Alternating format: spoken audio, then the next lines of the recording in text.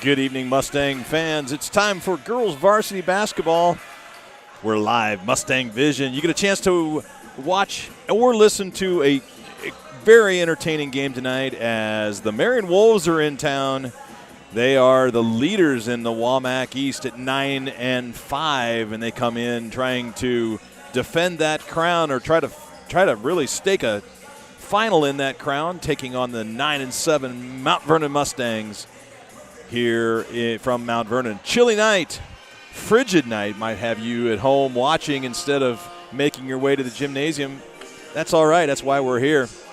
I'm James Beatty, and I'm back from a week in Las Vegas where I had a chance to dip my toe in 65-degree weather for a week. That was awfully nice, and I get welcomed by the frigid temps of Iowa. But I'm ready. My vocal cords are warm, and soon to join me would be Kirk Wishmeyer, who did a fantastic job last week calling the action and bringing in Josh Christensen to help out. Sure appreciate those two gentlemen and the chance to keep the audio for you. Great game tonight, as we said. We're going to feature here in just a little bit an interview with Coach Sanderson and Coach Orvids, and we'll get to that in just a little bit. But Mustang Vision, just as a reminder, completely free to you listeners, as our community businesses make this possible. The other thing that's key about that, and I say this from time to time, is that 100% of the funds that we receive coming from our community businesses, and then you'll have an opportunity, I'll invite you to participate, and maybe some of you have already, but that participation in all those funds, 100% of it stays right here in the community, goes into the funds for the Mustang Booster Club. I'm current president of that as well, and we use that to fund any need that a team comes to us through the athletic director. Requests are made, and we say yes right away. So thank you to our sponsors and to you patrons who are participating with us in that.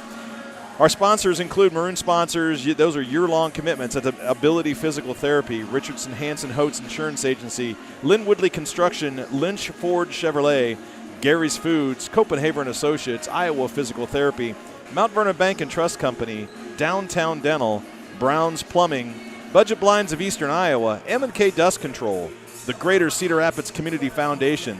They're joined by our platinum sponsors. Those are 3 seasons of commitment. That's Yock's Landing and Scores, Wilkie's Liquor. Our gold sponsors contributing for 2 seasons, and these happen to be 2 straight seasons. Those include Palisades Family Dental, Mercy Care Community Physicians, Mount Vernon Family Dentistry, and Dave Bunch, Heating and Cooling. And rounding out our sponsor list, our winter season-only sponsors include Sheer Image, Cause Team, Photo Image, Ace Hardware of Mount Vernon Insurance Agency, Chameleons Pub and Grub, U.S. Bank Home Mortgage Purchase and Refinancing, Mount Vernon Eye Clinic, and Bluegrass Enterprises. Those are our sponsors. We are so proud to have them aboard. If you've got a community business in Mount Vernon, Lisbon, and you want to be part of this great energy and this great service to both the community far and wide, I want to encourage you to reach out to us, GoMVStangs at mvcsd.org. That email address is also on our website, GoMVStangs.org. We'd love to hear from you. We've got about 10 minutes to game time. Kirk Wishmeyer is going to join me here in a little bit, but before he settles in and is ready for his analysis, we're going to feature that with Coach Orvis. We'll be back in just a little bit. Hello, Mustang Nation. This is Coach Sanderson here with a pregame interview with Coach Susan Orvis. Coach Orvis has joined the staff this year as a kind of a virtual assistant, somebody that watches a lot of film for us, helps us with our scouting reports. And though many of you may not know her, we thought it might be a good opportunity to introduce her to the Mustang Nation here. So, Coach Orvis, you want to start with maybe a little background, and how did you end up connected to Mount Vernon this season?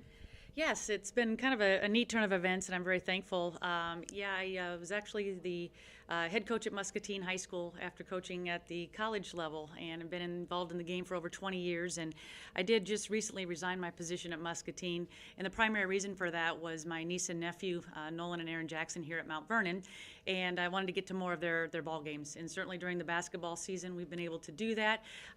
When Mount Vernon had the opening in the spring, and I found out that Coach Sanderson got the position here. That was really neat for me in 2 ways. One, I knew I was going to be watching more Mount Vernon basketball because of my niece.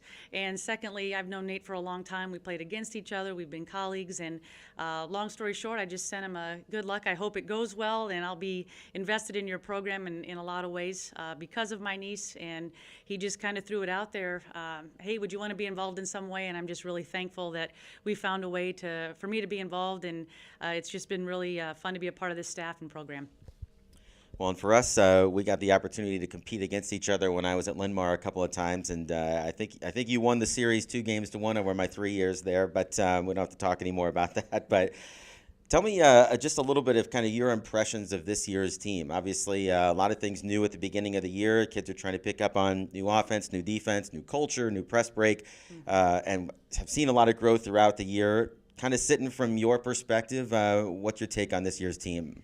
Yeah, I just love watching programs build and grow, and I knew that was a situation here. And I think the first thing that I really like seeing was just the change in environment. I just think it's been a really healthy environment for the kids to become confident and grow together. And then certainly as they start to plug the game into that environment, just to watch their progress on the floor. I think we just see a group that continues to get a little bit better every single game. They continue, to grow a little bit tighter, a little bit every single day that I get to observe them. And then, I think what we've really just seen kind of happen right before our eyes is you see a program that, was struggling just a little bit, but now they're in a competitive place, and it's really fun to watch them now by late January, watch them really try to approach the game now from kind of that next level of now we've got to squeeze out some details. How do we start, closing out games rather than just being in games? So it's been fun to watch this program grow, get competitive, and just really see the kids and their confidence grow, and they're playing that way. You've been around a lot of teams throughout your career, and you mentioned kind of the chemistry and the culture there. Again, kind of sitting from your vantage point, how have you seen just the chemistry of this team sort of develop throughout the year? Yeah, it's been fun. I'm not around them in the day-to-day. I don't get to observe the locker room and the buses and all the things where you can really take the temperature sometimes on your chemistry. But even just watching the way they play the game, I think the biggest thing when you see this team play is they share the basketball. I see good interactions on the bench. Coaches watch all those things. And then even a play like last night, you have the kids doing their strengths. Like I see Ashlyn Steen come off the bench, do what Ashlyn does, make a play at the time the team needed it. And you've just seen the kids in each of their roles do that all year. And those are just great signals from this program and things you can observe from afar, just simply watching games that you see, very positive developments overall in the program here. I'm going to get you out of here on this one. So you're kind of a transplant into the Mount Vernon community, as I am this year as well. What have you enjoyed most just about the community and the athletic culture here at Mount Vernon? Yeah, I can tell outside looking in, and certainly being a former coach, you can tell first that they get tremendous support here. And then certainly, too, there's an expectation for success here. But what I like about that is there's a high level of success, but there's also a deep investment in the kids. And there's a bigger picture in mind. And just to start to see, how gifted I see program to program the coaching staffs are, the investment in the kids across the board. And I'm excited for my niece, I'm excited for the kids, and then just excited to be a small part of just a good vibe and a good feel of what's going on here at Mount Vernon.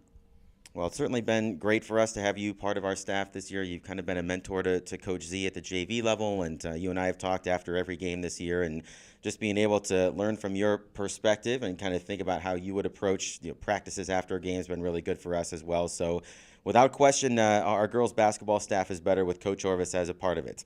Jimmy Kirk, back to you.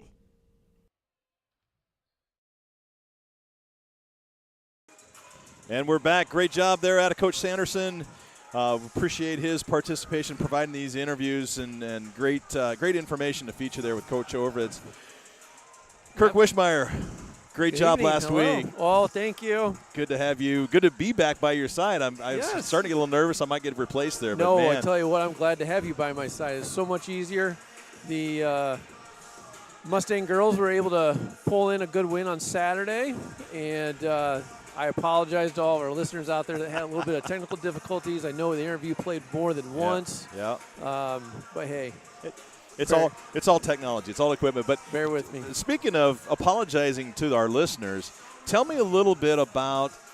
I mean, we all heard it, but tell me a little bit about your thought process, that moment of energy, the explosion on the Ashlyn Steen steal, and and victory, the last-second shot. Replay that for us. Well, I tell you what, having Josh Christensen that night was wonderful against the Maquoketa game, and having his knowledge in the play-by-play and having his quick tongue. He did a really good job. But the Mustangs, everybody knows Mustangs were leading most of the game, ended up getting down late, came back in. Ashlyn Steen came in the last 2 minutes of the game, and she doubled her season total there with that one bucket. So she jumped, and there she actually had like 3 opportunities to jump on the ball and intercept one of those offensive passes, and she was just like a hair away from doing that. And then that last one, she actually got it. So wow, well, it was fantastic. They had a great fence set up for that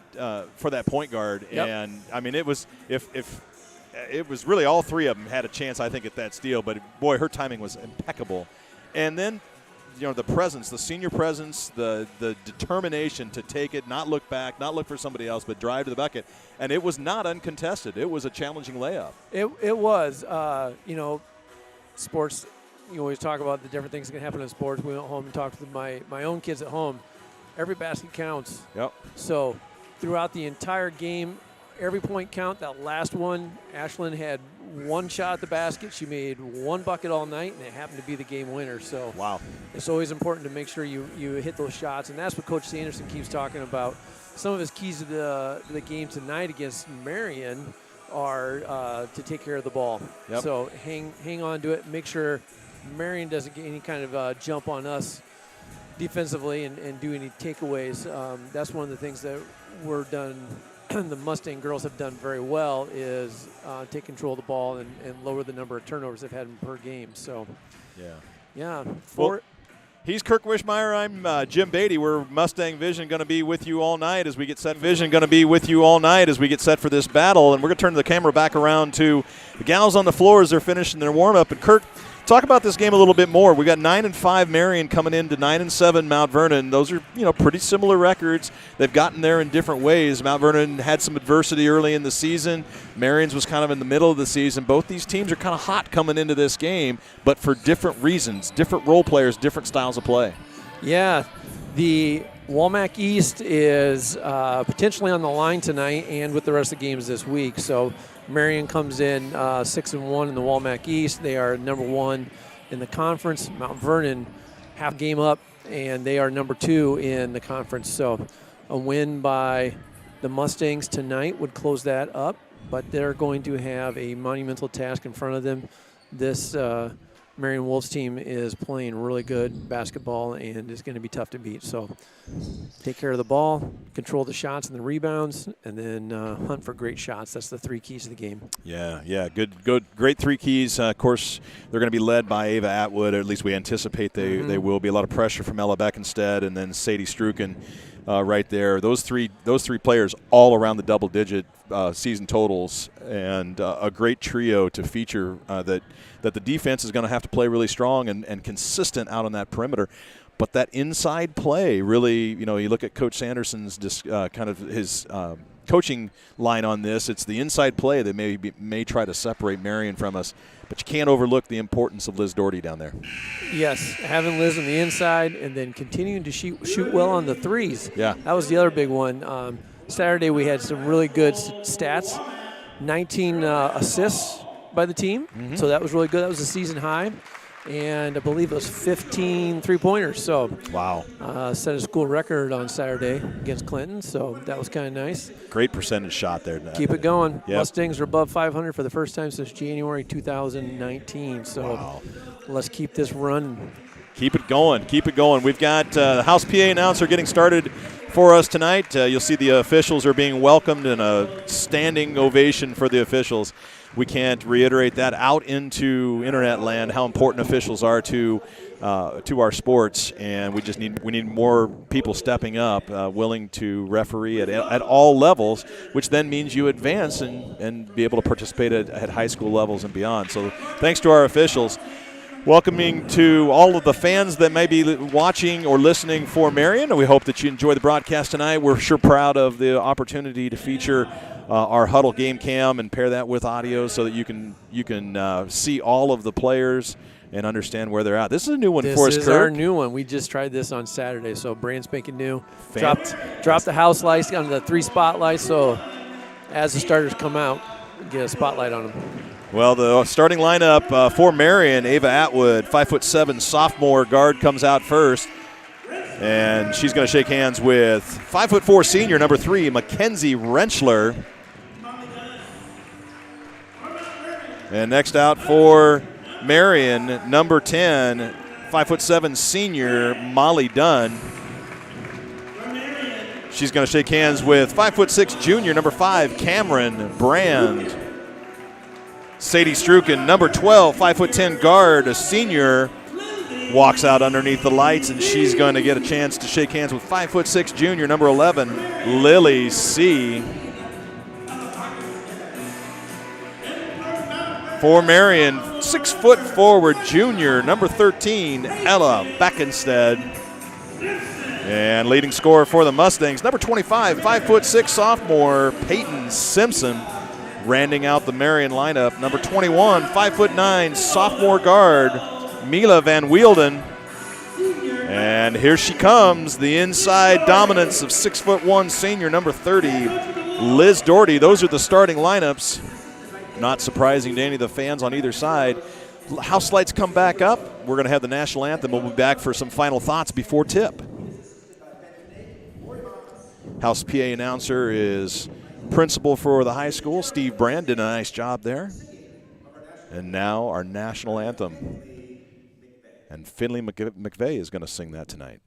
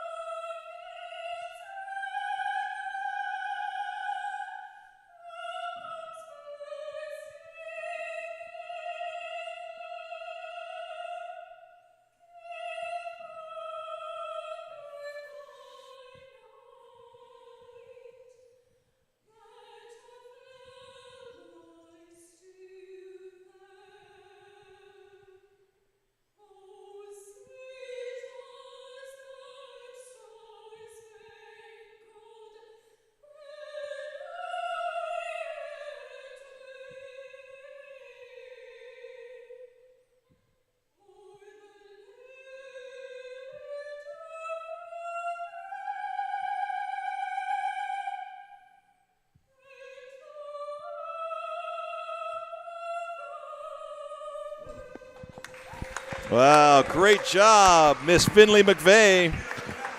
Always a thankful moment to hear the national anthem, and when it's live, it's even better. Even better. I'm not sure she needed that microphone, but what a great vocal. Super proud of her being in the school district. And as We Ready plays on the PA, Kirk, I think we ready for this. We're ready. This is one of those matches that, coming off of a 1-win season last year, you look down the schedule, and this is probably a fear game. You know, how big could this game be in separation? And instead, we get to this moment. How big is this game an opportunity? We've talked a lot throughout the season about the changing attitude and the changing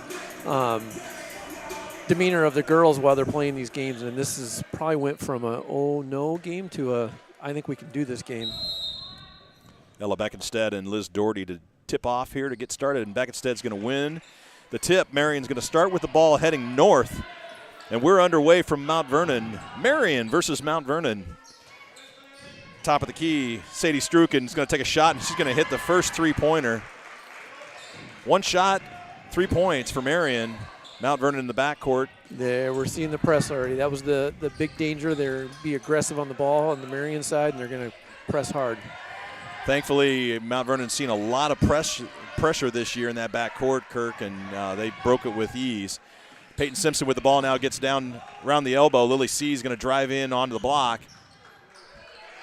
Had Ava Atwood on her back and could not find the bucket. Now Mackenzie Rentschler to try to even the score. She's going to overshoot the basket. It'll be a Marion rebound on the backside by Atwood. She's out quickly. Down court, Mila Van Wielden. Not a bad offensive possession, but we got to make sure we take a better look at the ball and get some good looks on the basket. Hey, Atwood misses her shot. C could not come up with the rebound, and it was tipped out of there by Ella Beckenstead. Van Wielden with the follow-up shot coming in from the wing, though, and Marion opens up a 5-0 lead on Mount Vernon. Lily C right down the middle of the defense, splits the two defenders. Gets the ball to Cameron Brand. Now to Doherty. Brand gets it right back and an easy layup. Nice give and go. That was a nice play.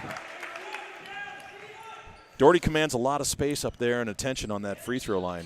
That looks like they've been working on that in practice because Doherty never took her eyes off her and dished it right back. Yep. Atwood down low on the baseline to Dunn. Back up top to Beckenstead. She rattles that. Oh, actually, it was Sadie Struken with her second. Struken, yep. So opening set of three-pointers for Struken, and it's an 8-2 lead. C with the ball from Brand. She gets away from Atwood as she slaps it. Simpson to Doherty. Doherty's going to curl, go to the basket. Beckenstead tries to stop her. Doherty a little strong, and it crosses the heel. Marion headed back the other way. Atwood to Struken to Van Wielden. Dunn down low, back out to Atwood. She wanted to go into Beckenstead, could not, but Struken gets it out top again off the wing. This time she misses. Mount Vernon cannot find the rebound. Van Wielden to Struken. She's going to shoot again. Boy, she doesn't need much space, and she drains that one. Whew. Quick step back for Struken, and she's 3 for 4, and it's a 10-2 lead for Marion. Coach Sanderson's going to call the first timeout. Yeah, and she's got 8 of their 10 points. So even on that press in the backcourt there, they got everybody covered. So Marion is properly prepared for this game tonight. Yeah, they really are. They're getting out to the perimeter quickly. It was a good look from Rentschler. Maybe just forced her to shoot just a little quicker than she normally would have liked to, but down at the other end, Struken, she needs, maybe 2 inches of space, and she's got that ball in the air. Yep. I think Mount Vernon needs to make sure they can test a little bit more of these open shots and keep on top of the Marion Wolves here.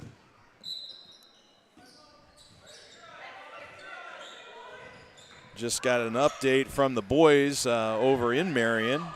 The freshmen won 53-48. The sophomores lost 27-36.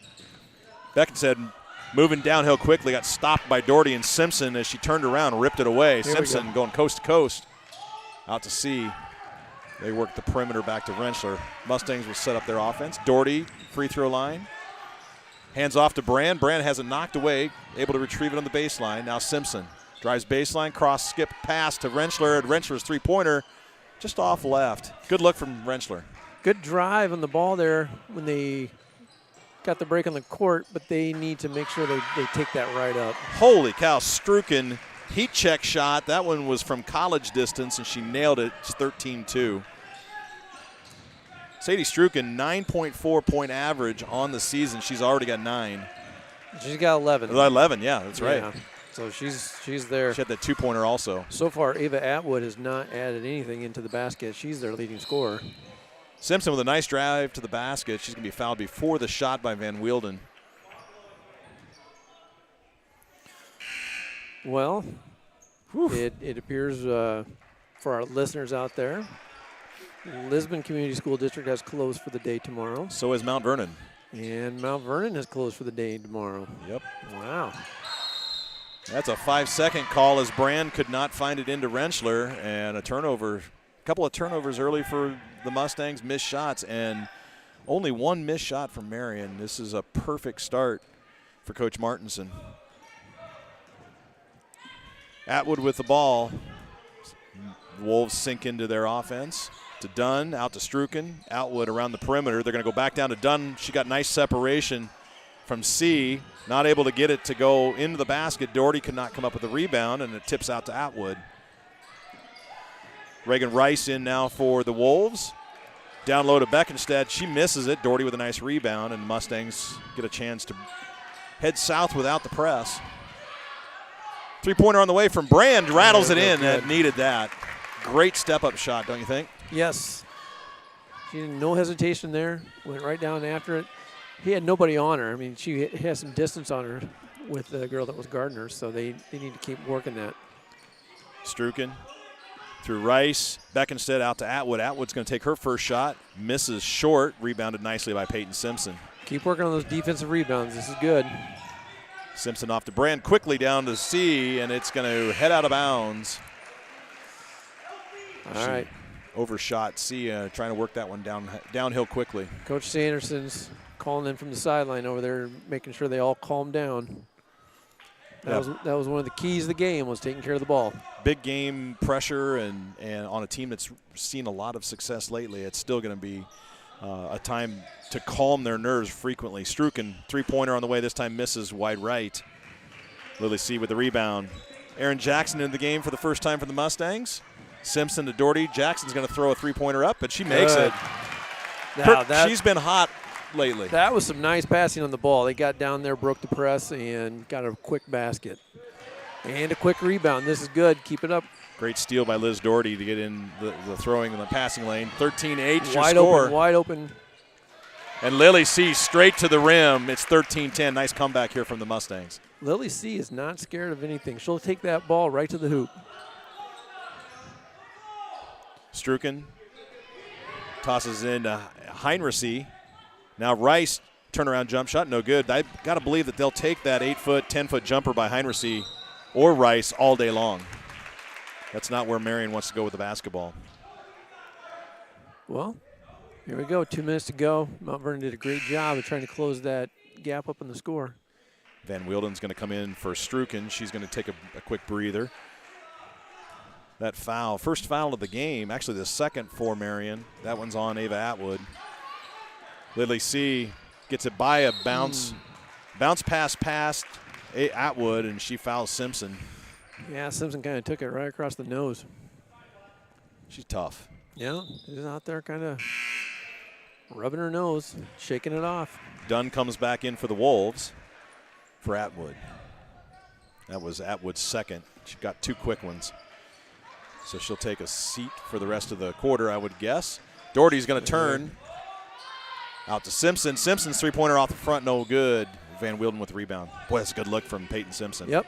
She almost hustled and got her own rebound. Dunn's going to try a three-pointer. Jackson didn't step out quite quickly enough, but Doherty with a nice rebound as Dunn misses short. Mustangs with a couple of solid defensive rebounds here. Simpson with a three-pointer. That one saw a lot of net. Just wouldn't go down. No, they're keep working the rebounds on the offensive side, getting some good looks. Extra shots help. Doherty curls to the rim, and she's going to get that one to go. Mustangs are within 1, so it was an early sprint by the Wolves and just consistent pace from the Mustangs to get them back here. Oh, yeah, we are on a 10-2 run right now. Dunn to Beckenstedt. She throws up a prayer with Doherty all over. C with the rebound on the weak side. C going downhill. Outlets to Simpson, around to Brand. They're going to reverse it to Rentschler, or Jackson actually, and Jackson's going to hit the bench instead. Yeah, Jackson and C both took a step in the opposite direction and mismatched pass there. Rasmussen comes in for Doherty, and looks like Rentschler came back in for Lily C. Quick breather for a couple of leaders there for the Mustangs.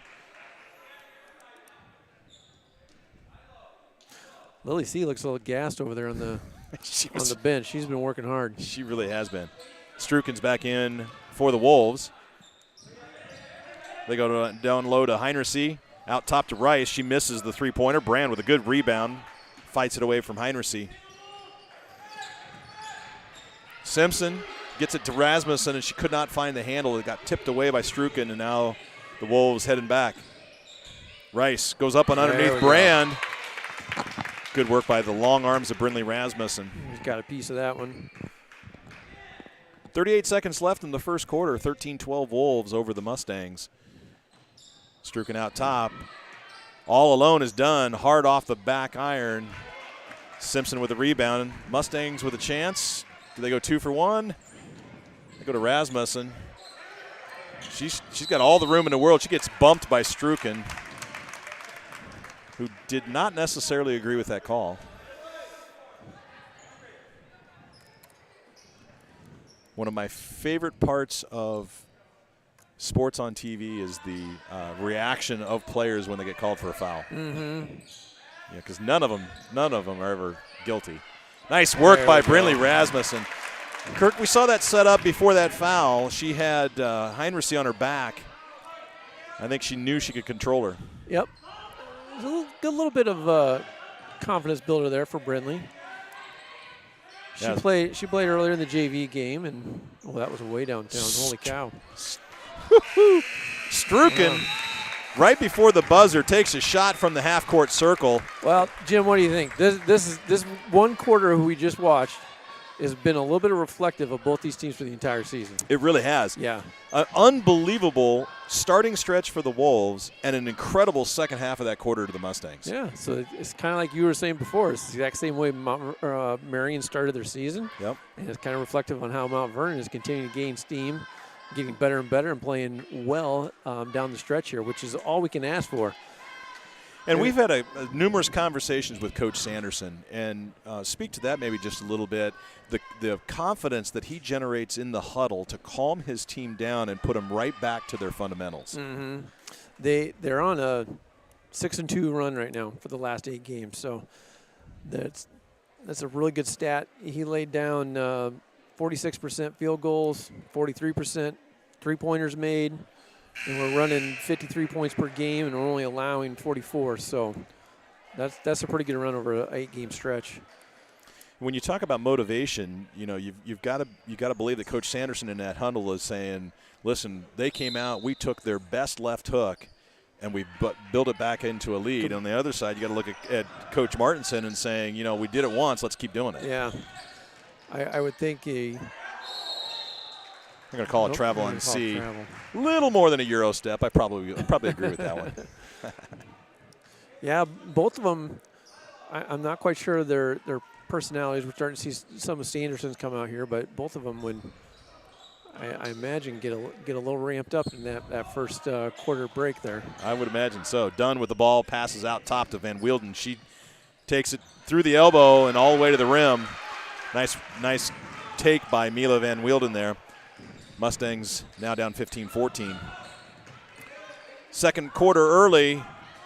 Jackson to C. She hesitates across the center line, breaks it, gets down inside the lane. Nice dump off to Brynlee Rasmussen. She had perfect position and didn't take it. I think she's got to go for that shot. Thought she maybe had a better one there off the window, but got a little strong with it and rebounded by Dunn. Here come the Wolves. Tipped away nicely by Ayton Simpson, and then C controls it to Rasmussen, gets the ball back. Really C dribbling the ball well against Van Wielden, off to Simpson.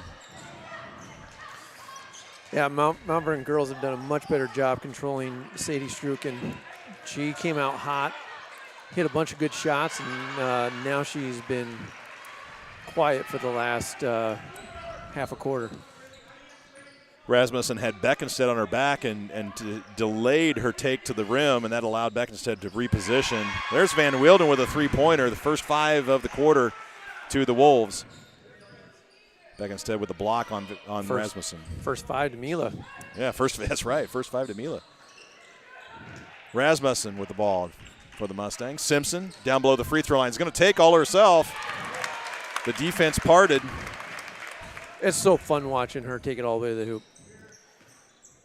You don't think of her as being a big, tall post, but when she goes in there, she holds her own. Yeah, really strong with the ball. Atwood down low to Beckenstead. She's going to turn on Rasmussen. Nice pressure by Brynlee with her arms in the air. Knocked the ball away. It's Mustangs basketball down 2, under 6. Oh, Jackson got in a little bit of a hurry. She was looking for a pass. It wasn't there. Turnover back to the Wolves. Rasmussen and Simpson are going out. Doherty and Brand back in for the Mustangs. So both these programs have first-year coaches at the helm. Three-pointer is way off from Van Wielden. Heat check there. Rebounded by Brand. She's going to take it herself. That's pretty unusual in a conference like the WAMAC, especially for programs that are this storied as Mount Vernon and Marion are. Yeah, Marion's had a really nice run at women's basketball the last few years. Atwood misses a three-pointer, rebounded by Brand. Mustangs back the other way after the turnover. There's almost another turnover. She didn't drag her foot, though. Mustangs need to just slow the pace a little bit more. Rentschler with the ball up top. She's going to take a three-pointer as everybody laid off of her. Right. That's a dangerous move if you're the Wolves. 19-18. She had a good 4 foot between her and the next defender. Yeah, you've got to cheat through that screen. Hedged up top. Beckenstead turns, misses the layup. Rebounded by Doherty. They're going to call jump, maybe? No, they're going to call a foul underneath on Doherty. I think they were debating what to call there. That was an unfortunate foul, I think, but it's Marion basketball. Simpson in for Jackson. Strucken underneath. 19-18 Mount Vernon lead. She inbounds to Beckenstead. She's going to get it back on the baseline. Three-pointer good. Rentschler was not able to get out on her, and again, she does not need any space. It's 21-19. Another lead change. Ball's almost thrown away. Nice work by C to go and get it. She bounces back to Simpson. Simpson gets into the lane, throws it off of Beckenstead's foot. It'll be a kick ball, Mount Vernon possession.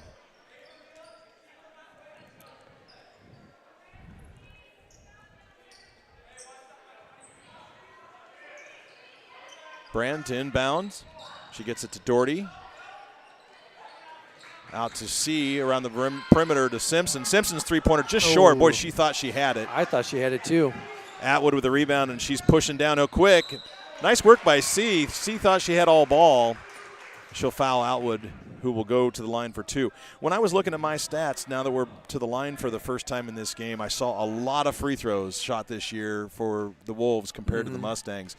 To me, that's particularly in a tight game like that, that's going to be a really important stat. Yeah, coming down the line, you want to make sure these are points we can pick up. Mount Vernon, of course, playing a perimeter game. It's tougher to get fouls called on you. You're not down inside where there's a lot of hand scratching going on. Marion likes to get in on inside. So that was Atwood's first point of the game. Yep, and she gets the second to go. So 23-19, they open up a 4-point lead and put a little pressure on the Mustangs. C able to go and get the ball. Now back to Brand. She's going to break the press to Simpson. And they're going to call her over and back. I'm not sure that's an over and back when you catch it in that position, but the ball did cross the line and then go back, even though it looked like her possession was on both sides. When she's in the air like that, that's a tough one to call. It is. We've seen that exact play happen multiple times, and they did not call that earlier this season. So, tight game. Officials are getting ready for the postseason as well. Atwood inside to Beckenstead, out to Rice. Rice is going to take it in off the wing, flips it underneath, and able to go high off the glass underneath the arm of Doherty. 25-19, back to 6 for the Wolves. That was an impressive move by Rice to break through 3 Mount Vernon defenders there. C takes it herself as she breaks pressure. Outlets to Rentschler. Mustangs set up their offense. Doherty at the free throw line. Passes out of it to Simpson. Rice is all over Simpson. She gets to the free throw line, tosses it up, hits soft off the back of the rim, but would not go. Gets her own rebound. The putback won't go. Strucken out for the Wolves. That's one time you absolutely have to pick up ball when Strucken comes across the court. Atwood with the ball. Passes out to Rice. Wolves working perimeter, and then Rice hands the ball off. Strucken through Atwood. She'll recenter the ball. Just under 3 to play here in the half. Atwood's three-pointer, no good. Off the back iron. Heinrichs goes and gets it and bounces it to Strucken, who doesn't need any space. She makes another one. What is that, 5 or 6? That's her fifth. Fifth three-pointer. Wow. Three-pointer. She's on fire tonight. Yeah. Simpson has the ball almost stripped from her. They're going to call Rice with a foul. She got a lot of arm there because she wasn't really looking. She's just sensing the ball. 5 fouls for the Wolves, just 2 for the Mustangs. But down 9. Yeah, they're making the right baskets at the right time. The last 2 on offensive rebounds. Rentschler working up top on Strucken, hands the ball off to Simpson. Simpson, Van Wielden all over her, passes out to Brand. Brand recenters, loses the handle, gets it back. Rentschler, double teamed at the top. She's going to get the ball back after a nice pass to Simpson. It's going to crawl over the rim, and it won't go down. Beckenstead is going to fling Doherty, and they're going to call it on Marion because of the arm fling. So Beckenstead will pick the harm. Doherty was tied up with her. Coach Martinson in a moment of disbelief there. Yeah, I believe Beckensted's in a moment of disbelief also. Yeah, she did the right thing. She walked away, just kind of collected herself. Now Brand to inbounds for Mount Vernon. Out to Doherty. Doherty's going to take it to the rim. She's going to be bumped by Beckenstead. And then Brand takes it, gets knocked away by Rice. Turning into quite a physical game here, Jim. Yep. Ladies aren't afraid to tie it up. We knew this was going to be a battle all the way. Nice drop step by Beckenstead. Gets the ball into the rim, and Coach Sanderson's going to call timeout as the Mustangs go down 11, 30-19. This has been a big second quarter for the Wolves. Yeah, they've continued to march down the court, get some baskets, and be a little bit optimistic on some of their turnovers and get some points off some Mustang balls. Yeah, this is just under 2 to play in the half, so we're really looking at a second half preparation here. We knew this was going to be fast-paced on Marion's behalf. Yep. They're going to be very aggressive and play the full court game the entire way down the line. So it's going to be interesting to see how Mount Vernon adapts and tries to overcome this deficit. Coach Martinson out to have a little conversation with the referee about the tie-up underneath during that timeout. Let his assistant coaches handle the work. Simpson tosses the ball back to Brand, and it goes through her hands and out of bounds, so a turnover coming out of the timeout gives the ball right back to Marion. All right, Mustangs, keep working, play your game, do what you need to do. Rice with a three-pointer. Hits front rim, but it's a nice rebound as Beckenstead was going for the rim. Nobody sealed off. And it'll be another two-pointer for the Wolves, 32-19. Brand to C, goes through her hands. They're going to have to hustle to break the 10 seconds. And they're going to call a carry on C this time. Backcourt pressure giving the Mustangs a little problem here. Yeah, we just get through this last minute, 26 seconds, and get into halftime and take a breather. Mm-hmm. I agree with you on that. Van Wielden with the ball. Wolves sensing a little blood in the water here. Yeah. Back to Van Wielden to Rice. Beckenstead. Nice drop step. She's getting the overplay on Doherty to her advantage. Doherty able to come down with that one, though. Now Simpson. Little push off on Rice. Doherty with the ball, and she's going to lose it out of bounds. Trying to work on Beckenstead and just could not handle the ball. Minute to play. Wolves 13-point lead and the ball. Van Wielden around Heinrichsey to the floor on the miss. Beckenstead with the rebound, and Doherty's going to be called for her second, I think. Man, Whedon's a little bit slow to get up there. Yeah, she hit I think her knee. It sounded like her knee. She's going to walk it off and stay in, I think. Just a stinger on the kneecap. Beckenstead to shoot 2. And the first one goes. So Marion so far perfect from the line.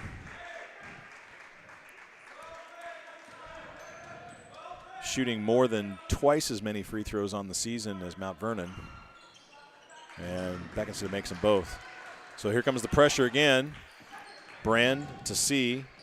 She presses up the 5-second line to Simpson. Well, right there, she did the exact same thing they did last time. They didn't call that one. Lily C with a nice move to the basket. Beckenstead fouls her.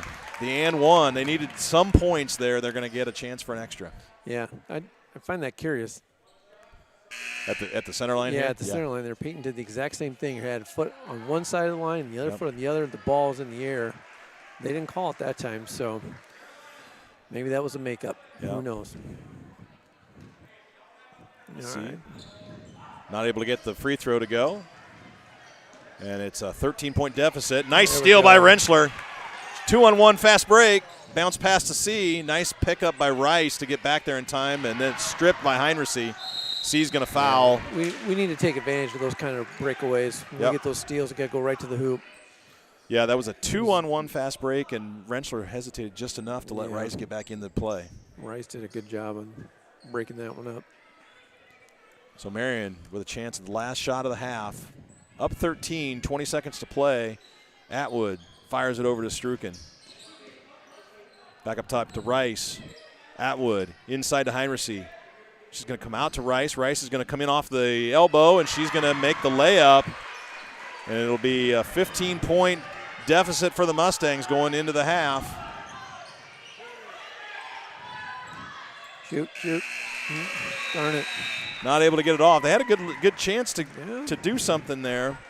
Ball just went off the side of her foot. Yep. Mustangs only managed 7 points in the second quarter, and 23 points for the Wolves put up in that second quarter. That was a big effort on their coaching staff and the players to flip the script in that second quarter. Yeah. They need to continue to work on Sadie Struken. She's got 17 points at half here. 17 points on a gallon, and she's had a lot of points lately. She's been on fire, but she's done well. She's averaged 9.8 points per game, 9.4 points per game prior to this. So we're not surprised. It was one of the things that Coach Sanderson knew between Atwood and Bockenstead and Sadie Struken. So. Their shooters are shooting, and they're doing pretty well. And their defense is playing. We're going to take a quick break here, do a little bit more stat work. We'll be back after 2 commercials. We're going to feature a couple of commercials from our maroon sponsors, Lynch Ford Chevrolet. Hi, I'm Lisa Lansing with Lynch Ford and Lynch Chevrolet in Mount Vernon. As you know, there's a real issue right now with new car availability. New car dealers are critically low on inventory. However, unlike other dealerships, this situation doesn't change our philosophy on how cars should be sold. All it means in today's market is that we are going to work extra hard to help you with your next vehicle purchase, whether that's new or pre-owned. So at Lynch Ford and Lynch Chevrolet, now more than ever, let us show you how we really are selling a lot of cars in a very different way. Don't let your aches and pains go untreated. Don't be content with less than ideal function of your body. Get back to an active and progressing lifestyle with help from Ability Physical Therapy and Elite Fitness. At Ability Physical Therapy and Elite Fitness, our team of professional therapists, trainers, and office staff are dedicated to getting you back in your optimal physical function. Choose one of our 4 convenient locations in Center Point, Marion, Mount Vernon, and Solon. For total patient care, choose Ability Physical Therapy. New window coverings are a fantastic way to update and transform a space, and in this part of the country, we hope you'll consider Budget Blinds. Your local franchisee, the Sill family, and their many team members recently received 2 huge national honors. They won the National Franchisee of the Year award from Budget Blinds, and they earned our National Best of the Best award for customer satisfaction based on their record of outstanding customer reviews for years. We love that Budget Blinds has the huge selection and buying power of a big national chain, but operates with the personal touch that comes with local family businesses. If you're looking for stunning blinds, shades, shutters, drapery, the Budget Blinds team has what you need both residentially and commercially. The Sill family will bring many great design ideas to the table in an in-home consultation. Then their installation teams will make sure that your window coverings are installed professionally, ensuring many years of enjoyment. Please visit budgetblinds.com to schedule your free in-home consultation. Budget Blinds, style and service for every budget. Nope. All right, we're back. Thanks to those sponsorship commercials, Lynch Ford Chevrolet, Budget Blinds, we added one in there for you, as well as Ability Physical Therapy. Love the fact that we can feature some of these maroon sponsors and commercials that they're making out in the community and bring them to you on Mustang Vision. You also have the logos that are running across the top there that are keeping you aware of the participation of many of these companies. And I'm going to read through them just one more time here for you. Maroon sponsors. You saw Ability Physical Therapy. Also, Richardson Hanson Hotes Insurance Agency, Lynn Woodley Construction, Gary's Foods, Copenhagen Associates, Iowa Physical Therapy, Mount Vernon Bank and Trust Company, Downtown Dental, Brown's Plumbing, M&K Dust Control, Greater Cedar Rapids Community Foundation. They're joined by Yox Landing, Scores, and Wilkie's Liquor. Palisades Family Dental, Mercy Care Community Physicians, Mount Vernon Family Dentistry, Dave Bunch Heating and Cooling, Sheer Image, Cause Team, Ace Hardware of Mount Vernon, Photo Image, Mount Vernon Insurance Agency, Chameleons Pub and Grub, U.S. Bank Home Mortgage Purchase and Refinancing, Mount Vernon Eye Clinic, and Bluegrass Enterprises. He's Kirk Wishmeyer. I'm Jim Beatty. Together we're Mustang Vision for girls varsity basketball here tonight. Mount Vernon down at the half, 21-36. Or flip it 36-21. You choose how you want to see it to the Marion Wolves. Kirk, it's was an interesting 2 quarters of action. A lot of game left. Yeah, we talked there at the first break that Mount Vernon was up by a point, and it was kind of reflective of their season. So they're continuing to show that.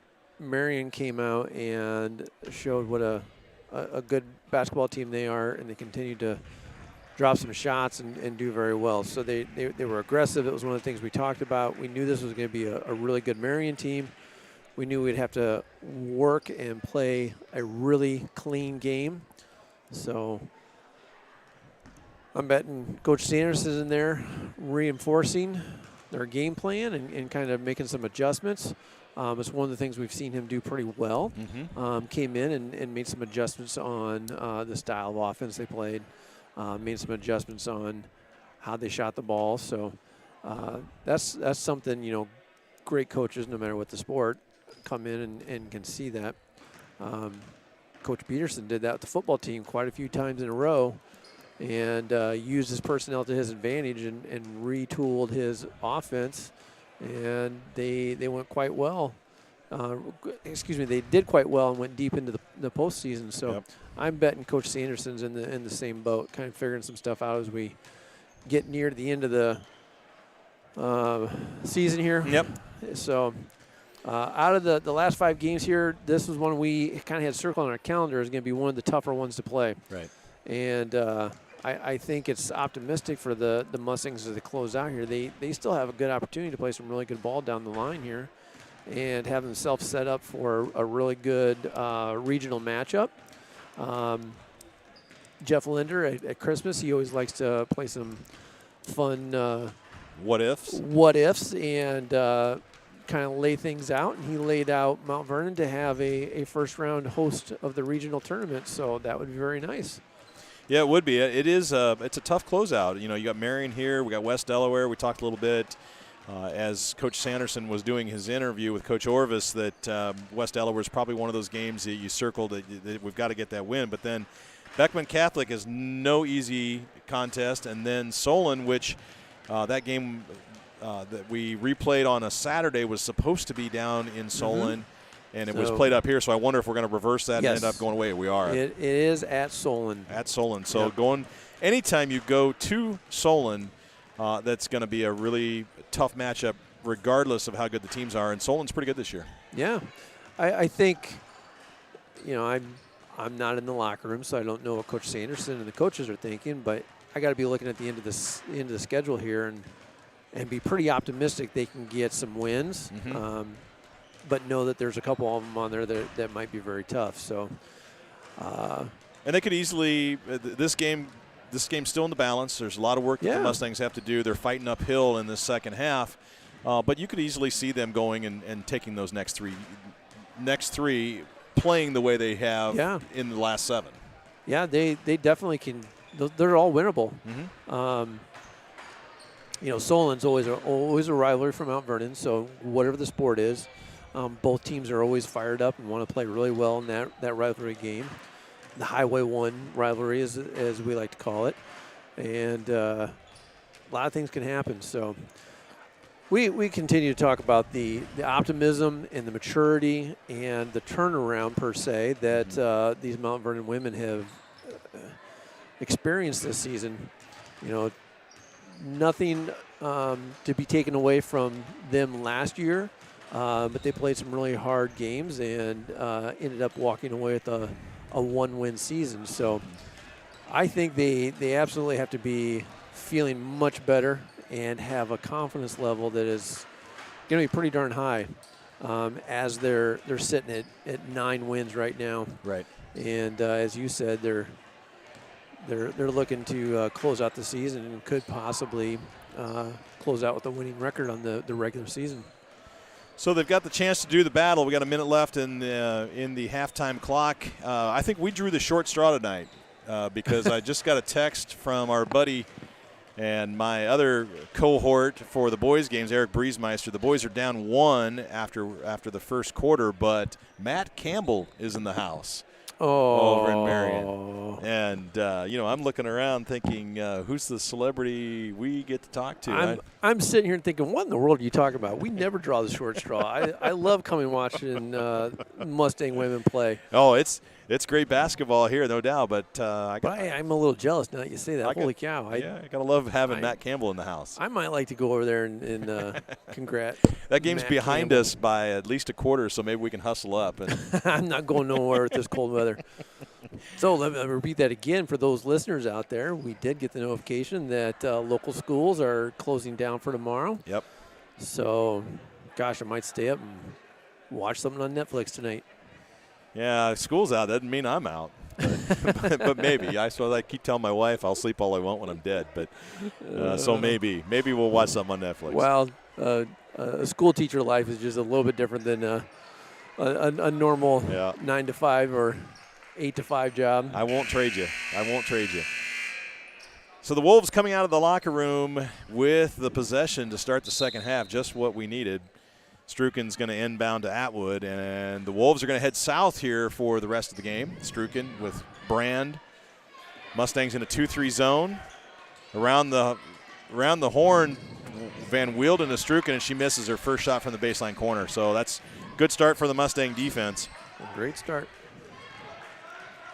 I think we need to try and control Sadie Struken, who's going to be called for the harm as she reached in as Rentschler drove by her. It'll be her second. Play a little bit tighter on her. And Rice in quickly. Actually, that was Struken's third. That was her third, so she's leaving the game. Yep, Rice came in. Doherty in the lane, up nicely. Nice. Great jump stop by Doherty over Beckenstead, and it's 36-23. We talked about a little rest, a little regrouping, catch your wind, settle the nerves down at halftime. Nice work by Brand to get a palm on that ball. Dunn had it knocked away. Atwood able to go and retrieve it. Now Van Wielden. Still a lot of power with Struken out. Still a lot of power around the perimeter for Marion. Yeah, they're pushing the game to the perimeter, which is exactly what we wanted to do. Rice to Atwood. Atwood back to Rice. Now around to Van Wielden. She gets to the elbow, passes back to Rice. Atwood on the left wing. Inside to Dunn. Outside to that's Beckenstead for a three-pointer. It should be knocked out of bounds by Rice. Oh. Yep. There we go. She went over the back of Brand. Beckenstead a little outside of her range, I believe, on that shot, but. So you're not going to close your office down tomorrow, Jim? There's only 2 of us. I think they're going to be there, so who knows? The jury's still out. I may say, yeah, it's too cold. That's now my favorite teacher joke. Anytime we have a delay, I text all my friends who have other jobs and ask them if they're on a 2-hour delay. That's right. Doherty with Beckenstead on her shoulder. Nice work. So we saw Beckenstead with a couple of nice drop steps around Doherty in the first half, Kirk, and there's Doherty going to work on Beckenstead, just reversing it. Yep. All the points so far by Liz Doherty, so let's keep that run going. Nice work. Nice hands by Lily C. to tip the pass away. Atwood was trying to dump it over the top of her to Dunn. Rentschler able to beat the time across the center line. C off to Doherty. Doherty working hard. Finds Simpson for a three-pointer. And Simpson is going to be fouled. She got hit in the midsection by Rice on the shot. She'll go to the line. So 7-0 run, Jim. We talked right at halftime. Right, they're coming out. This game's not over. Right. They have a huge uphill battle, as you were saying. But this is still a game. We're still playing. Well, out of bounds, so it was after the shot, they're saying. And it looks like Simpson was hit on the wrist. Yeah, she's holding her wrist, looking a little That was take him back there. So you actually like that call because it gives us a chance for an extra point, and There you go. Lily C converts. So now it's just a 6-point game, 36-30. First points of the half all going to Mount Vernon, 9 in a row.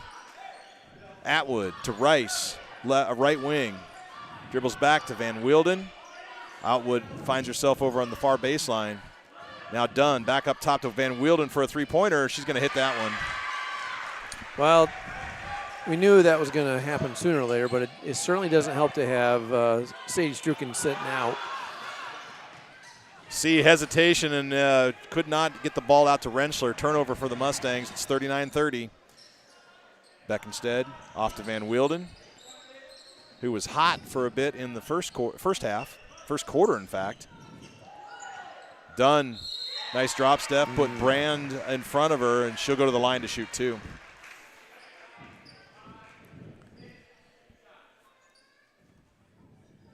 So the Mustangs have proven that both defensively and offensively they can close this gap. It's going to be it's really going to be an endurance issue. Can they sustain it? Can they hit the run at the right time? Yep, and not turn the ball over. That's what's going to contribute to the Wolves keeping this lead. They're playing a little more aggressive coming out of the halftime there. Playing more physical ball. Heinrich C comes in on substitution. Dunn makes both of her free throws. It's 41-30. Those are Dunn's first points of the game. Mustangs, Brand back to C. Doherty with Beckenstead on her hip. She's not going to be able to get it into her. Up top, almost overthrows her. Doherty snags it out of the air, though. Lily C down on the block. She's going to go to the ground. She's going to be called for a travel. A lot of body on her from Beckenstead, but no foul called. And it'll be a turnover for the Mustangs. Atwood content to walk it across. Now a little hip in her skip. Gets into the lane, runs into Doherty, and they're going to call a foul on Doherty. No, they're going to call a travel. Okay. Doherty gave way a little bit there, and good no call on Doherty for the Mustang fans anyway. I'm sure Marion feels the opposite. Brand to C, and we're headed the other direction. Nice work by Brand to get it back to C. Bounce pass to Simpson, now to Doherty. Doherty's going to take baseline on Beckenstead, passes out of it to Rentschler, and Rentschler's going to have it tipped out of bounds off of Rice. A lot of activity going on here in the third quarter. And we're only halfway through. Yeah. Up top to Doherty. Doherty on the putback, a little short, gets her own basket, and then puts it right back up. Nice work by Liz Doherty. It's so awesome to see when they're able to do that, get their own rebound. That's exciting. Yeah, it absolutely is. Beckenstead almost has the ball stripped by Simpson. Lily C's going to go to the floor. Runs into Atwood. They get it back down. Beckenstead puts Doherty on her back. She gave up too much room, and it's an easy bucket. Nice move. Yeah, it really was a nice move. She's got a dangerous drop step. And there's a turnover. Lily C able to go get it. And we're going to have a timeout called by Coach Sanderson. C ran into Rice. Rice went to the floor. Yeah, right. Rice is holding her nose. So. Yeah. Coach Martinson is not real happy. And nor are some of the fans that are on the far side of the gymnasium. But it's 43-32, 11-point lead. We started out this half with a 15-point lead. Mustangs cut it to 6. And then it's right back up again. A couple of turnovers, a couple made baskets by the Wolves. Yeah, I think I missed that last basket. Who was the last basket for Marion? That was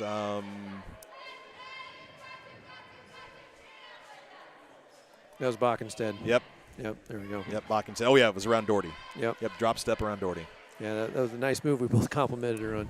Yeah, so Jim, you're making a visual note. Both fan bases here in the gym tonight are amped up. I think both of us, both fan bases, feel the need to win this one, and been a little heated, a little contested. And it's close enough. It's easy to travel from Marion and vice versa. And Nice crowd of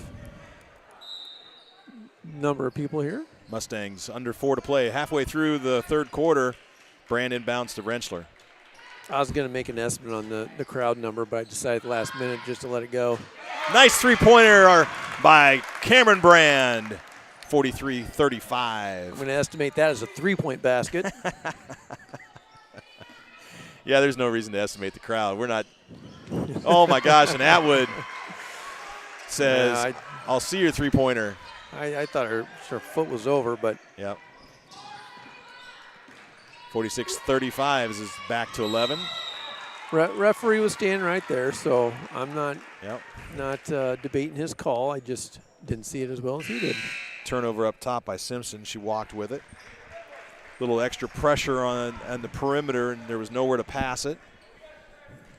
Pretty tough when you're expecting a pass as you're walking. Nowhere you can go with it. So Marion tried to put 2 in a row on the Mustangs. Struken back in after her picking up her third foul, and she immediately drills a three-pointer. Timely entry for Struken. Sadie Struken with a bunch of points tonight. What is that? 20. 20 points for her. This is a under 10 a night shooter. Lily C with ball up top for the Mustangs. Turns the corner, bounce pass to Doherty. Doherty gets free. So that was one of the concerns that Coach Sanderson had in his pregame interview with us was the Marion Wolves have a really good opportunity to spread it around, and they do a good job. So if one player's down, another player's going to pick it right up. Quick hands by Mackenzie Rentschler forces the turnover. Steal by Doherty. Around the perimeter they go. Simpson's going to fire a three-pointer, and that looked really good out of her hands. Went short. Liz Doherty runs down the ball, and they're going to call the foul on Liz Doherty. I don't know. I thought maybe she beat her to the ball. Erin Jackson for her first action here in the second half comes in for Mackenzie Rentschler, and Brinley Rasmussen in for Liz Doherty. That was Doherty's third. Yep. See her again in the fourth quarter. It was aggressive. Yep. I don't mind that. She went after it. Good hustle. Yeah. And she typically does not get into foul trouble, so I'm comfortable with her at 3. Rice with the ball. She does a good job playing a really clean game. Heinrichs to Atwood. Atwood down low. Nice work by Beckenstead. Or that was Struken. Put Lily C on her shoulder, on her hip, and she gets a chance at the and one. 51-37. Kind of looking into the future just a little bit here, Kirk. Not a lot of seniors on the floor tonight. Just 2 for Marion, 3 for Mount Vernon. These two teams are going to see each other for a couple of years here in this capacity. Yep. Struken is a loss for the Wolves, but as you said, they spread it around. They need to force that faster. The ball's going to go out of bounds, tipped away by Atwood. Yeah, they had 3 on 2 there, so we had some open Mustangs down there underneath the basket. Brand inbounds again. Rasmussen on a nice curl, gets it up off the window over the top of Heinrichs, and it's a bucket for Brindley. 52-39, under 2 to play here in the third quarter. And Struken way out. It's going to be rebounded by Lily. Struken was an extra 2 feet out on that shot. Brand back to C. C hops to the free throw or the three-point line. Down low to Rasmussen. She's going to try to pass out of it. Gets tied up by Atwood. And they're going to call a foul on, I'm going to guess, Heinrichs from behind. Nope, they're going to call Dunn on the arm. So it'll be Rasmussen to shoot 2. Yeah, Cameron Brand's a junior. And Lily C is a junior. Yep. Nice free throw there by Brindley. Next year we're going to have a lot of these freshmen and sophomores that are on the floor right now. They're going to be moving into heavier roles for the Mustangs. Yeah, because a player we know has a lot of energy and is lightning quick, Laura Swart, that just doesn't get much varsity time right now, but you'll see her out there quite a bit next year as a senior. Atwood to go out. Brinley Rasmussen, nice job making both free throws with no time coming off the clock. Back to an 11-point lead. Mustangs need a couple of stops here and a couple of baskets to get this fourth quarter believable. Strukin misses a shot like that. That helps. Brand with a nice rebound. Off to Simpson, off to C, and the Mustangs break the pressure. C backs in on Van Wielden. Hands off to Brand, down to the baseline. Back out to Rasmussen. Brand working the perimeter. Back to C. Down to Rasmussen. Rasmussen turns on Dunn. Nice advantage there. They really can't stop Brindley Rasmussen right now. That was a good move. Excellent. 9 points. Under a minute to go. Strukin to Rice. Mustang defense, nice hands. Tips it away. Rasmussen collects it. Good work by Lily C. Mount Vernon a chance to eat into the lead further here. C reverses dribble, gets into the lane. Stops back out to Simpson. She goes to the lane. Takes a wild shot. It's going to go off of Rice and out of bounds. It'll be Mustang ball. 30 seconds, Kirk, to see what the Mustangs can do. Rasmussen overran the pass a little bit, goes to the floor. It'll be nope, it's going to be swept up by Van Wielden. Nice pass by Strukin to Dunn, and she makes the easy layup. That's a 4-point swing right there. Yeah, they ran that court really quick. C to Simpson. Simpson goes baseline, passes out of it. Through Brand to Jackson. Rasmussen turns, has a shot at the rim, flips it up, no good, gets her own rebound, shoots again, and is going to be fouled by Strukin. That might be Strukin's fourth. Yeah, just Brindley's playing such a nice game tonight. They need to just keep feeding her right now.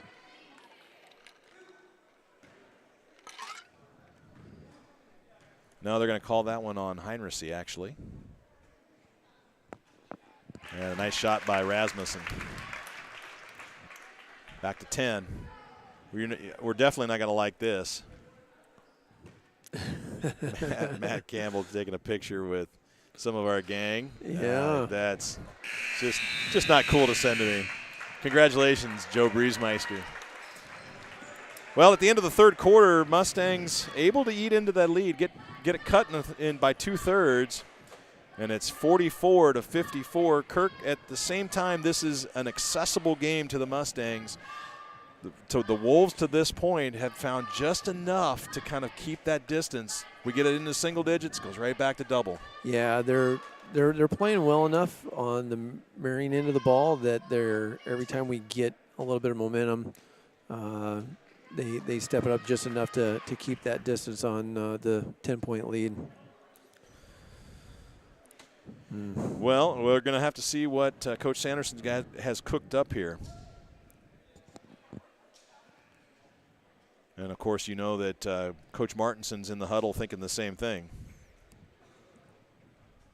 So our twin towers there between Liz Doherty and Brindley Rasmussen, we had 14 that third period there.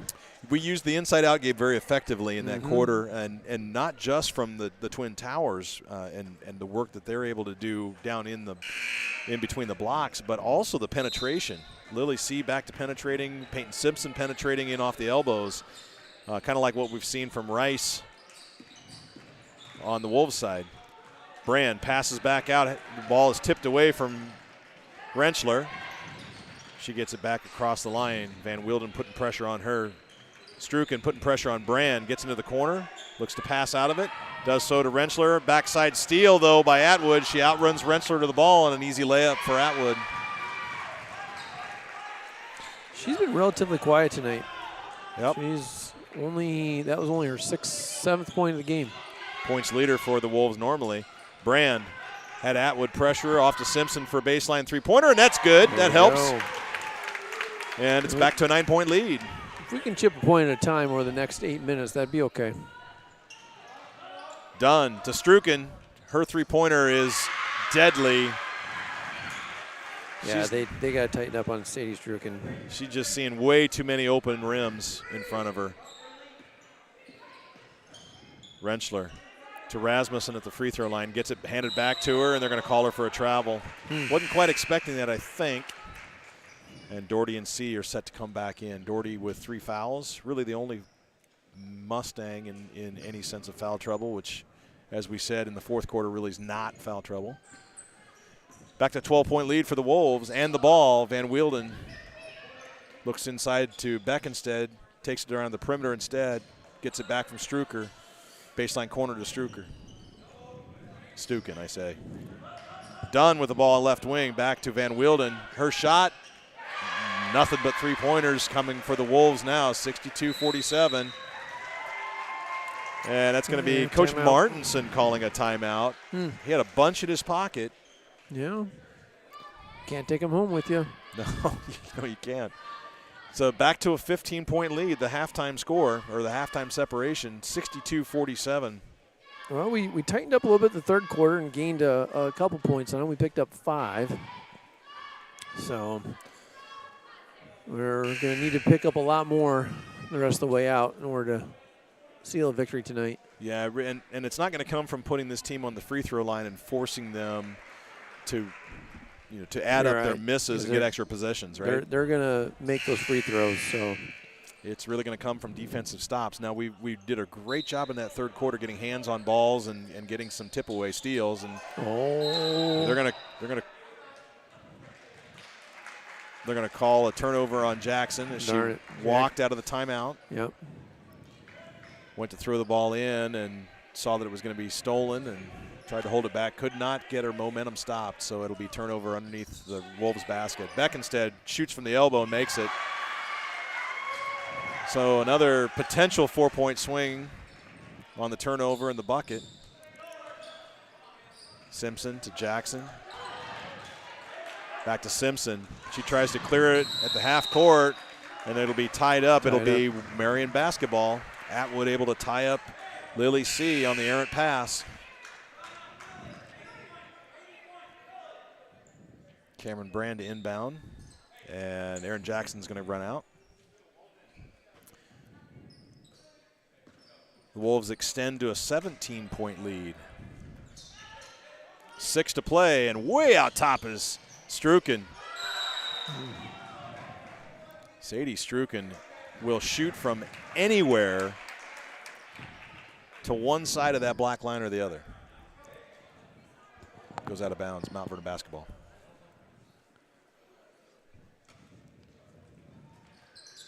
Brand inbounds to C. C pushes past the pressure. Inside the free throw line, out to Rentschler. Rentschler tries to turn on Strukin, and Strukin's going to get called for her 4th foul. It was a nice work by Mackenzie Rentschler. She tried driving in there. Yep. It's nice to see her when she does that, because everybody's always out on the perimeter thinking she's going to shoot a 3. So when she drives in, she kind of gets away with a little bit there. Good move by Martinson to take Strukin out. He's got to feel at this point they've got plenty of points to work with. They can always bring her back. Doherty not able to find the handle out of the bounce pass from Rentschler. Yeah, Strukin's had a pretty incredible night tonight. Tie up on the floor with Beckenstead will be Mount Vernon basketball on alternate possession. Yeah, this is one of those games that an athlete looks at and almost can't add up to themselves how they scored that many points. It's just hit everything she looked at. Simpson has it knocked away by Rice. Mustangs with some weak passing on inbound plays. Atwood with the ball up top to Van Wielden. Back to Dunn. Over to Atwood. Inside to Beckenstead. She gets bumped by Doherty. Ball picked up by Rice. They go through Van Wielden back to Beckenstead and over to Dunn. Wolves running some time on the clock now. Trying to take the air out of the ball. Atwood back to Van Wielden on the wing. Dunn flashed in the lane, didn't get it. Now Beckenstead had it tipped away by Doherty. Nice face by Doherty. And the Mustangs with a chance. Simpson, 3-point shot on the way. It goes a little long. Rebounded weak side by Dunn. Yeah, we need to break that clock breaker there. Make sure we don't let them pull down so many minutes off the clock. It's a good look by Simpson. She just hasn't found the range tonight. Lily C with a tip away on Dunn will be called with a reach. That's just the 4th foul for the Mustangs. Van Wielden Goes up top to Beckenstead over Brand. Yeah, that's Lily's fourth, too. That is. You're absolutely right. I'd forgotten about her three. Mm-hmm. That would be a tough one to lose at this point. You need her energy out there. Van Wilden, top of the key, three-pointer off the iron hard. Rebounded by Rice. Put back is good. Mustangs not sealing out on rebounds. C to Brand, 66-47. 19-point lead the Wolves have opened up here. Mustangs had it. Oh, and there's a turnover on the Mustangs. C was going to the basket, and Simpson was passing off to the wing. Yeah, there's been a couple plays like that tonight where they went to throw a pass, and the passer just threw it to the wrong spot where their teammate has left and vacated. Atwood has it tipped away. Nice hands. Good work and pressure by Peyton Simpson. Jackson with the intercept. Mustangs under 4 to play. Need some buckets in big quantities. And that's not going to help, although Jackson runs it down, gets it back to Doherty. Doherty drives baseline, kicks it over to C for a three-pointer. Front iron's no good. It's a good look from Lily C. Good effort by Liz Doherty to move it across the lane. Almost a turnover. Might have been her fifth there, but seems like the Marion crowd was calling for it. Atwood was kind of upset. She pounded the floor. She gets the ball back. Brand on her. Dunn on the wing. Back out top to Atwood. Atwood tosses it down low to Rice. Rice gets the ball in the air over Doherty and able to make it. She's made so many of those bank shots tonight. Brand is going to be fouled by Atwood being aggressive. Under 3 to play. 21-point lead for the Wolves.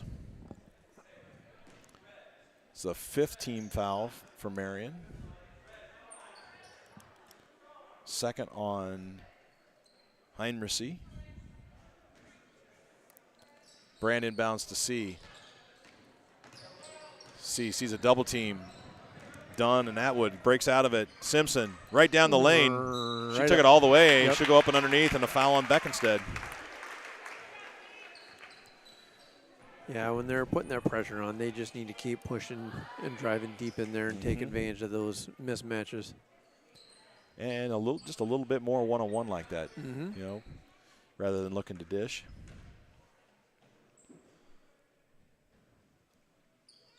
Simpson converts, and it's back to 18. Rasmussen in, Struken in. Doherty out, Dunn out.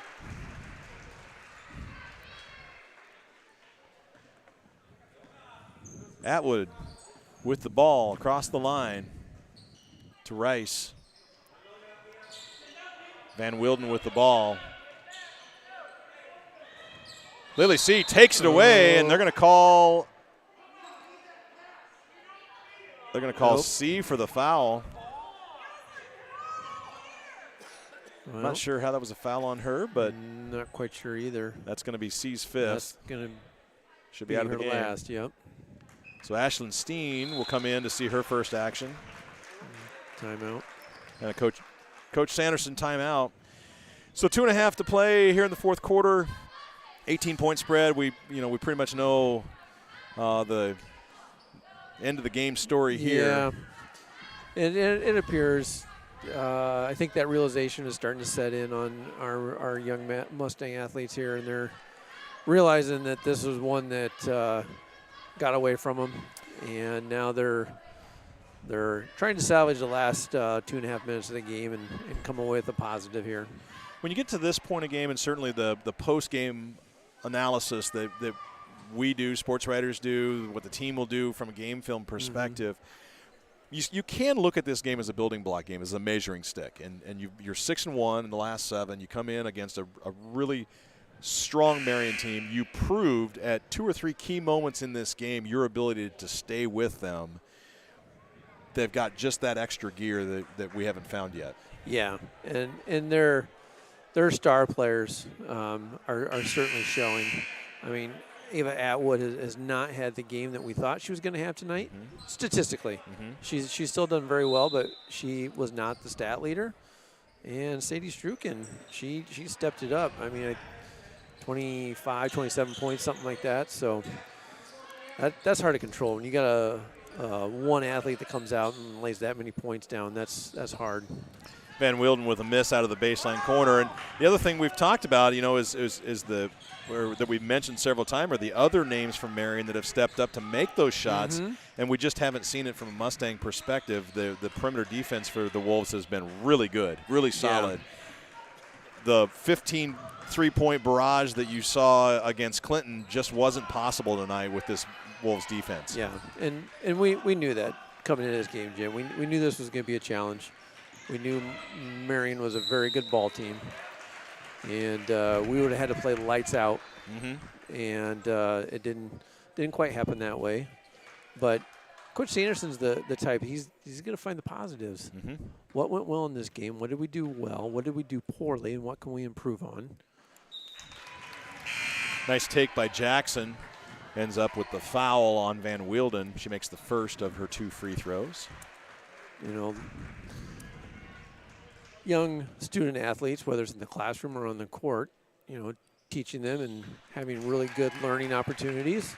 This is one of those ones where you're going to use this as a building block, as you were saying, and continue to move forward and close out the season.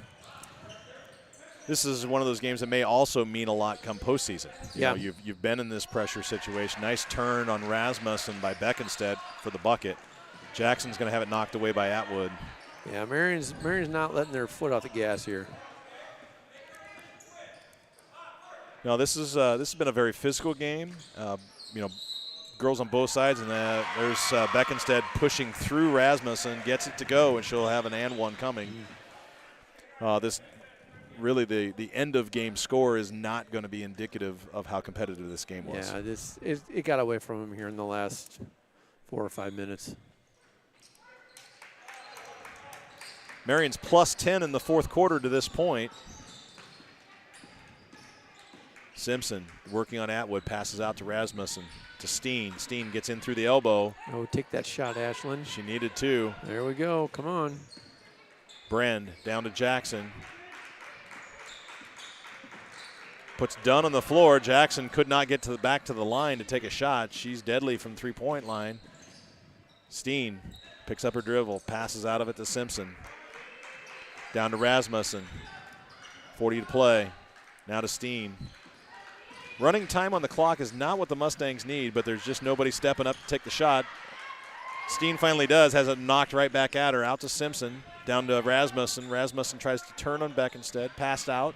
Simpson three-pointer, no good off the back iron. It'll be rebounded by Dunn. And Atwood to Rice. Looks like they'll try to should kill the clock. Yep. So we should see a 52-72 final here from Mount Vernon.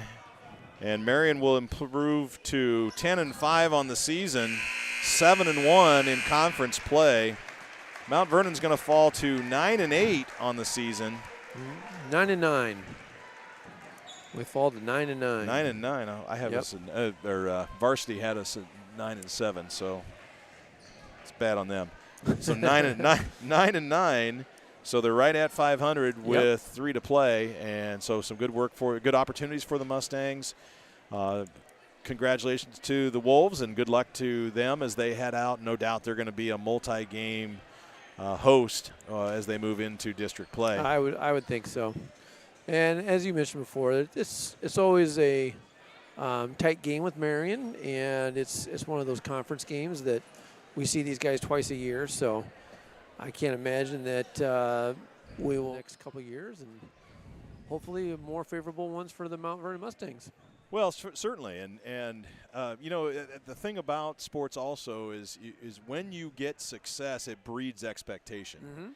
And I know we've talked about that a little bit, and it is easy to forget that we were a one-win team last year and that we've got 9 wins and we've been playing some exceptional basketball, and some good basketball was played tonight. Yeah. We just had too many turnovers and kind of let some runs get out of control. Yeah, they had a couple spots that didn't quite go their way, or they didn't convert underneath the basket or get the points. So they'll continue to work and have some improvements for the next 3 games, and I think West Delaware and Beckman Catholic, those are 2 games that are very winnable.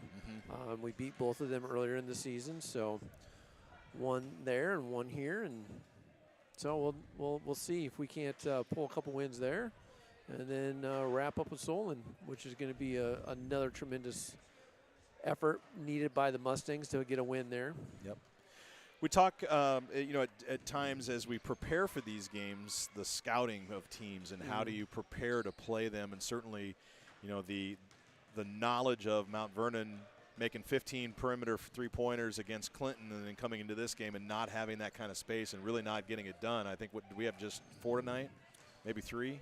Yeah, let's see, 1, 3, 5. We ended up 5, We ended up with 5.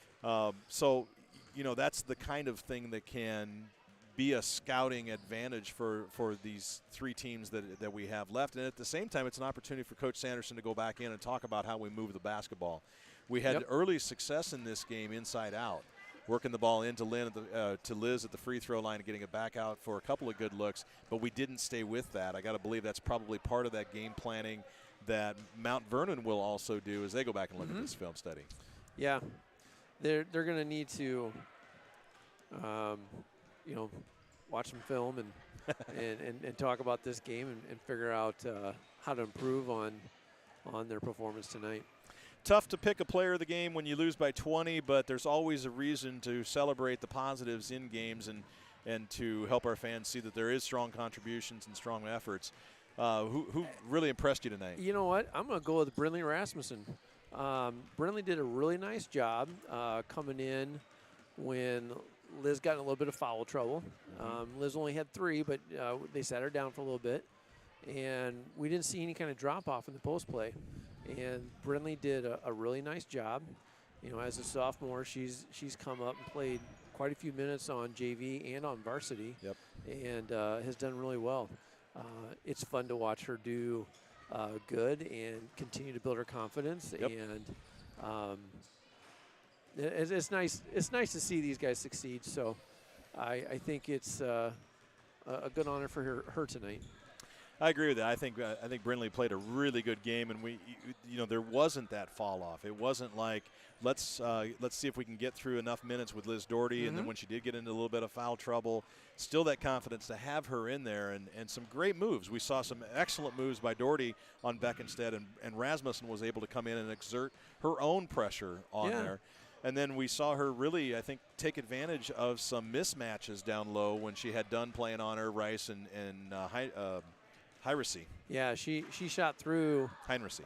She shot through a couple of those defensive mismatches that were shown there, and the points aren't always the end all be all stat, and her presence there, she did really well, and she could have easily had 3 or 4 more baskets tonight. So getting herself in that spot, I think next couple of years, Jim, holy cow. It's going to be fun watching these young ladies put up some points. Yeah, I think so. I think they've got a lot of positive games, a strong future, some big stats potentially to come from this group. It's sure fun to watch them. You're not going to be able to join me Friday night. No, I'll be out on Friday, so I apologize. Well, it's a doubleheader varsity action, so we talk about the uniqueness of that, and we got a chance to do it because of the storm cancellation against Solon earlier. So it'll be West Delaware coming to town for a boys-girls varsity doubleheader right here in Mount Vernon Friday night. That starts at 6 o'clock for the girls varsity and 7:30 for the boys varsity. What do you expect out of West Delaware? West Delaware always has a really good basketball team, and their coaching staff always has them well prepared, and so it's another one of those divisional matchups within the conference that you're always fighting hard, and you're always trying to get that win. So I didn't check West Delaware's record, but as of last week, they're down quite a bit. Yeah, so they're fourth place in the WAMAC East, I think. Yeah, I think so. They were sitting down at the bottom of the conference for a short period there. Yeah, I got them at 2 and 4. Coach Sanderson has them at 2 and 4. But You know, you can never count anybody out totally. So no, that's why they play the game. Absolutely. And it'll be a big game, particularly with Mount Vernon falling to 4-3. Now that middle of the conference really begins to bunch up a little bit. So it does. It would have been nice to pick this up tonight and make a run against Solon into the season here, but I'm still impressed.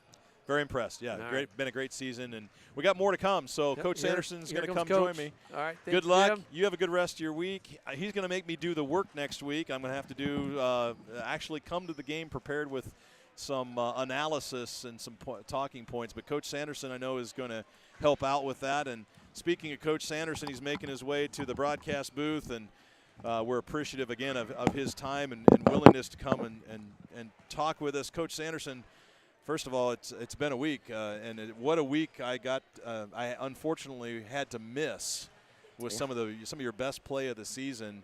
That really prepared you for a strong showing tonight. You had moments of some really great play against an excellent Marion team.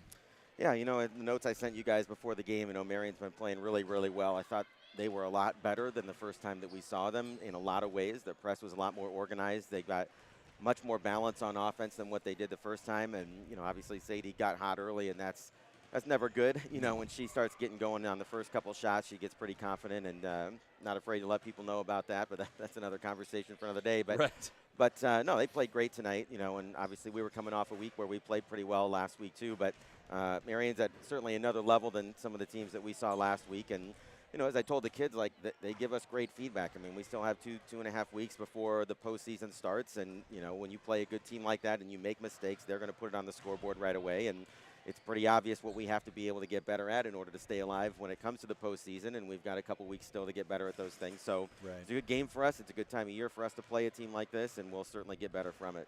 Yeah, I think so. I told Kirk that this is one of those measuring stick games where you've had a lot of success. You're 6-1 coming in here, a lot of things going right, and yet you also kind of need that measuring stick that's a reality check to say we've still got work to do as you're transitioning this young team. I'm interested in your comment about how the ability of Sadie to catch and shoot, and we haven't seen very many of those players this season that have that true catch and shoot ability that is really tough for a defense that's young, that's transitioning to stay on top of, and we saw that tonight. I think quite a bit out of her. Yeah, she played a nice game tonight. 13 played a nice game inside, and when it's hard for us to guard inside and outside. Both. I mean, we can take something away, but.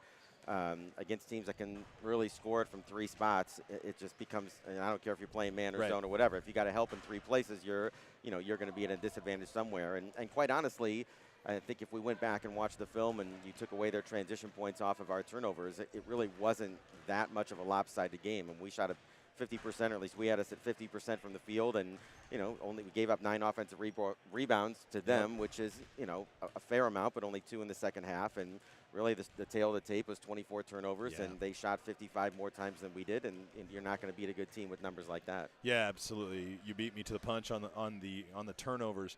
We saw that Liz Doherty kind of have a chance to stabilize the team after that early first quarter run, and really played strong for you in the post. And then you had the opportunity to bring Brindley Rasmus and give Doherty a chance to get some good minutes on the bench. And we didn't see any drop in activity level. Brindley had a great game tonight, I thought. Yeah, Brindley's been coming along a little bit. She had the setback with the ankle kind of midway through the year and was playing really well before that happened. And now she's got some games to burn. So we played her in the full JV game tonight and on Saturday because she's got some extra games since she missed so many. And you can just see her, gain a little bit of confidence, and she's gradually becoming more physical around the basket. And Liz has been a good, role model in a lot of ways for her to see what works and see, those guys are battling every day as well. And Brindley gets better from that too. So, yeah, I think the future's bright with Bryn in there, and it's good to see her start to find a groove again. A lot of strong defense tonight too. You talked about the 24 turnovers for Mount Vernon. I don't know what the turnovers that you forced were, but it seemed like we had our hands on a lot of basketballs tonight and got some really good quality turnovers. We just weren't able to convert as often on the other end as they were. Yeah, I mean, we haven't figured that part out yet of being able to take a live ball turnover and go score it, and there's reasons for that. But, monitor the number of deflections and steals that we've had, in every game, and we've been averaging pretty close to 20 over the last 5 games or so, and that's kind of the number that we'd like to get to, just to be disruptive, And I thought, at least in that stretch when we started the third quarter, we wanted to obviously play through Liz in the post on offense, and defensively we had gotten toasted a couple times where they just blew right by us on the perimeter, and it's tough to find the right closeout point where you can get him out of rhythm as a shooter, but also be able to stay in front of him as a dribbler. And that again takes time to figure out too. But there were moments where we played really well. We just some other stretches where the game got away from us. Yeah. You had a Rice that was dicing up your defense from the wing quite a bit, and Heinrichs came in and did it a little bit, and it was a good total effort by Marion. But we turn our attention now to West Delaware. Great opportunity again, girls and boys varsity doubleheader on Friday night, and a West Delaware team that I know that you've got to be really circling this one strong. This is one we got to have. Well, West Delaware is playing really well right now. They just beat Solon, they beat Decorah, they beat Monticello the other night. I mean, they're playing really, really well and are much better, now than they were when we saw them right before break. And I'm sure they'll be, ready to go and playing with a lot of confidence as well. There's no gimme there by any stretch of the imagination, but it'll be fun to have, boys and girls together. It'll be senior night for us, so we'll get a chance to honor our 3 seniors, and teacher appreciation night, so we're hoping to have some teachers in the crowd as well that we can recognize, and should be a good night of basketball all the way around. It really should be. I'm looking forward to it. It'll be our last chance to see you for the season until we get into the postseason, and then we'll obviously hope for a home host in that first round, and maybe a chance to go on the road with you and do some audio as well. It has been an awesome chance to get to know you and get to know your program. We love where things are going. Great effort tonight, falling short as we know, but I know it's like I said, a building block for a strong future you've got here. Oh, I appreciate that, Jim. Coach Sanderson, so much fun. Great work this week. Stay warm. You got an extra day off, I think, all the way around to get prepared mentally, right? Coach Sanderson, incredible that he comes and gives us this time. It's not easy to come out of a locker room out of a 20-point loss like that and to sit down and talk constructively about a program. But you can sense from his demeanor that he's got this program. He's got the girls' focus. He's bought into the transition, and a lot of great things are happening, and so we're thankful for the moments that he spends with us.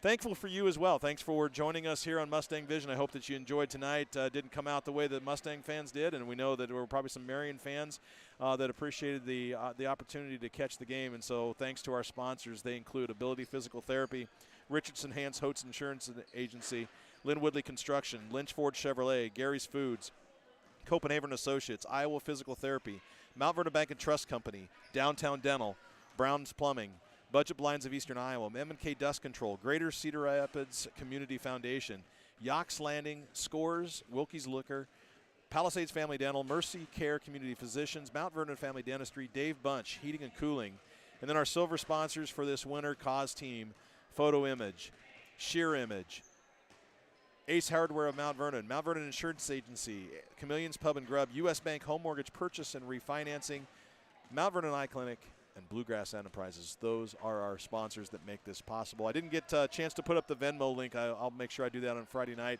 for those that are watching to be able to contribute. For Kirk Wishmeyer, for Coach Nate Sanderson, I'm Jim Beatty. We're Mustang Vision, and it was a pleasure to be with you tonight. I hope that you stay warm, stay safe, enjoy the night or the day off tomorrow. Those of you that are involved in school districts, the rest of you like me that have to go and work another kind of a job, stay safe out there. We'll see you Friday night. Boys and girls varsity basketball coming your way. Good night, everybody.